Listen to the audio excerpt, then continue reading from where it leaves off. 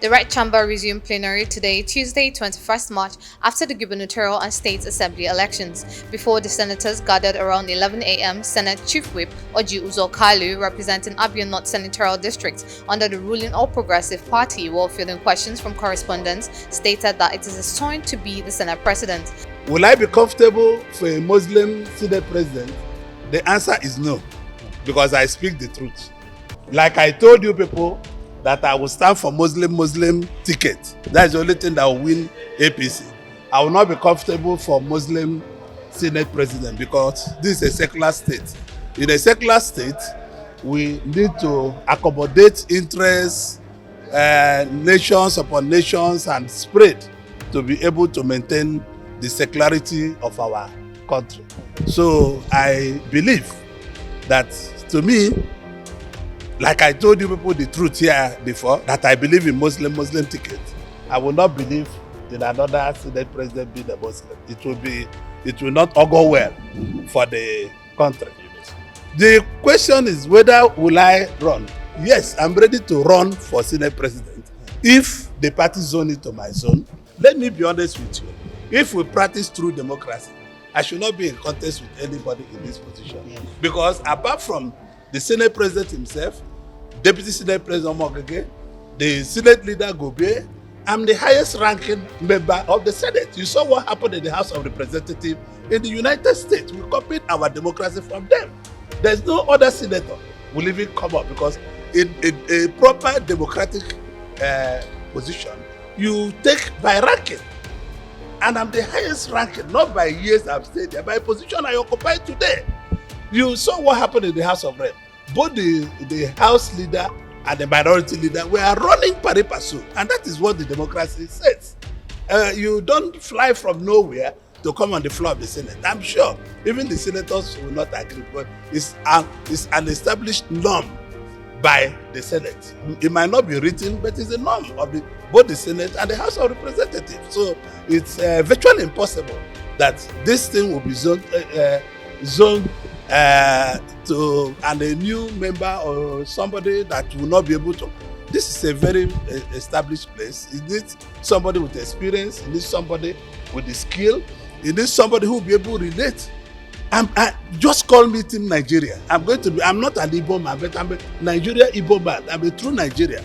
When you look at my face, you see a face of new Nigeria. You see a man who supports Nigeria, who forgets where I come from. I'm not saying it because of anything.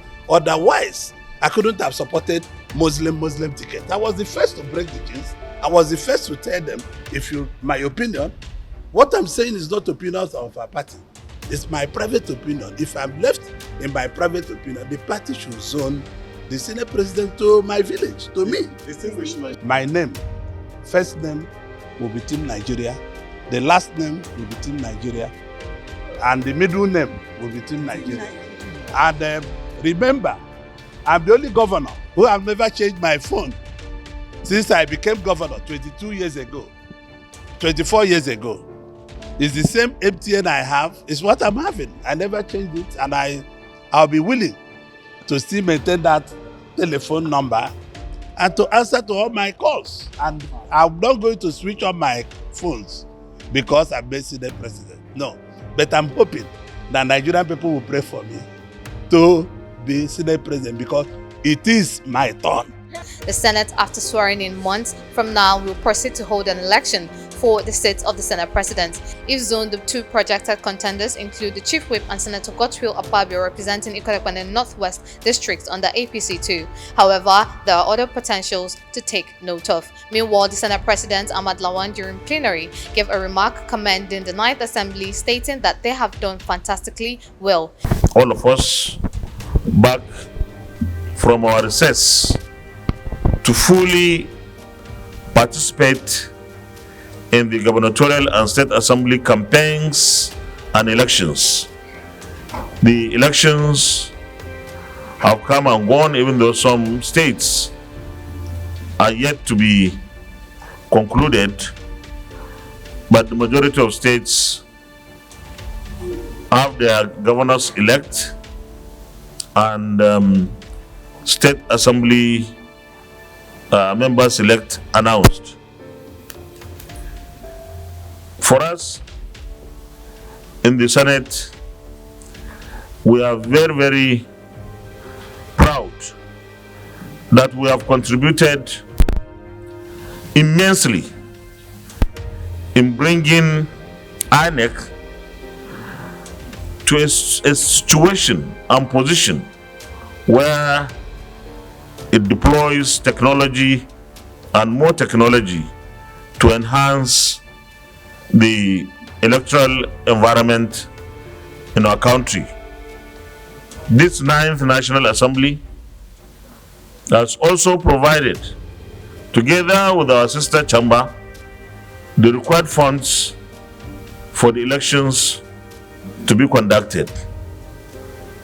And therefore, with an electoral act amended, even though we still cannot say that that is a perfect document, in fact, there will be never a perfect document by a human being, but we are very, very proud that we have been able to contribute our quota in the area of improving the electoral processes for elections.